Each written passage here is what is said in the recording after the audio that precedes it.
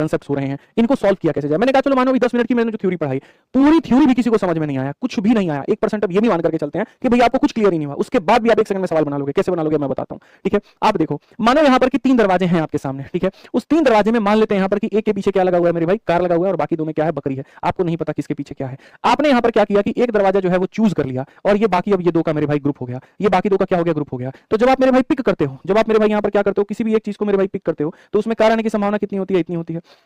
अब मोंटी भैया कहते हैं आप स्विच करना चाहते हैं, तो आप बोलेंगे जी हाँ। तो चलिए अगर आप स्विच करना चाहते हैं तो हम ये बता देते हैं कि इसमें कार नहीं है, इसमें कार नहीं है मेरे भाई यहां पर, ठीक है। हम एक दरवाजा खोल देते हैं, इसमें कार नहीं है मेरे भाई। तो अब यहां पर जब आप स्विच करोगे, तो स्विच करने के बाद में इस दरवाजे की प्रायिकता क्या बन जाएगी, स्विच करने के बाद में जो मेरे भाई यहां पर है कहीं ना कहीं, इसकी प्रायिकता क्या बन जाएगी। तो इसकी प्रायिकता मेरे भाई यहां पर बन जाएगी, देखो कितनी बन जाएगी, 2/3। अभी बताए थे कितनी बन जाएगी, 2/3।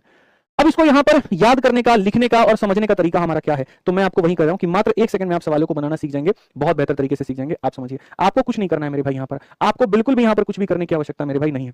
आप देखो, हमेशा जो प्रोबेबिलिटी की हम बात करेंगे वो प्रोबेबिलिटी ऑफ स्विचिंग की बात करेंगे, हमेशा हम स्विच ही करेंगे, ये मान करके चलो, ठीक है। तो हमने यहां पर क्या कर लिया मेरे भाई, हमने एक दरवाजा पकड़ लिया। तो अब मेरे पास में यहां पर कितने, देखो कितने दरवाजे थे हमारे पास में, 3। उसमें से हम एक पकड़ करके बैठ गए थे, तो बचा कितना था, 2/3। बचा कितना था मेरे भाई यहां, 2/3। ये हमने नोट कर लिया। मान लीजिए कि मोंटी भैया हमारा ये वाला दरवाजा खोल देते हैं, मोंटी भैया हमारा ये वाला दरवाजा खोल देते हैं, तो अब हमारे पास दरवाजा बचा कितना है, 1, और उसमें से चूज कितना करना है, 1। तो आंसर हो जाएगा मेरे भाई 2/3। यहां पे आंसर हमारा कितना हो जाएगा, 2/3 हो जाएगा। थोड़ा और इसको क्लियर समझते हैं 4 डोर के केस से।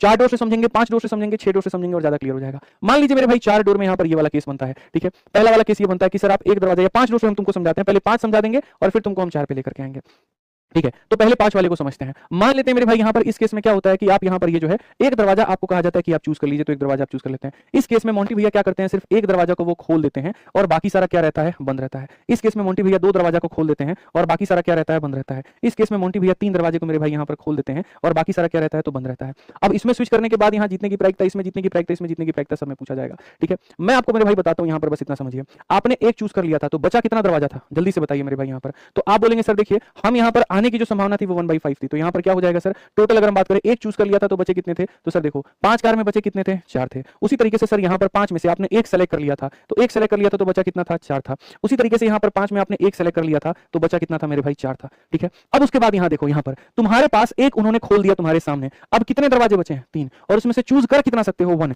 तो मेरे भाई यहां पर सीधी सी बात है, बचा कितना है, 3, और चूज कितना करेंगे, 1। तो आंसर हो जाएगा मेरे भाई 4/15, ठीक है। उसी तरीके से मेरे भाई इसमें उन्होंने 2 दरवाजे खोल दिए हैं, तो बचा कितना है, 2, और उसमें से चूज कितना करना है, 1। तो मेरे भाई बचा है हमारे सामने 2 और चूज कितना करना है, 1। तो यहां पर जो हमारा आंसर हो जाएगा वो 2/5। उसी तरीके से अगर हम यहां पर देखें मेरे भाई, हमारे सामने कितने दरवाजे हैं, सिर्फ 1, और चूज भी करना है कितना, सिर्फ 1। तो यहां पर बोलेंगे सर 1 बचा है और चूज भी कितना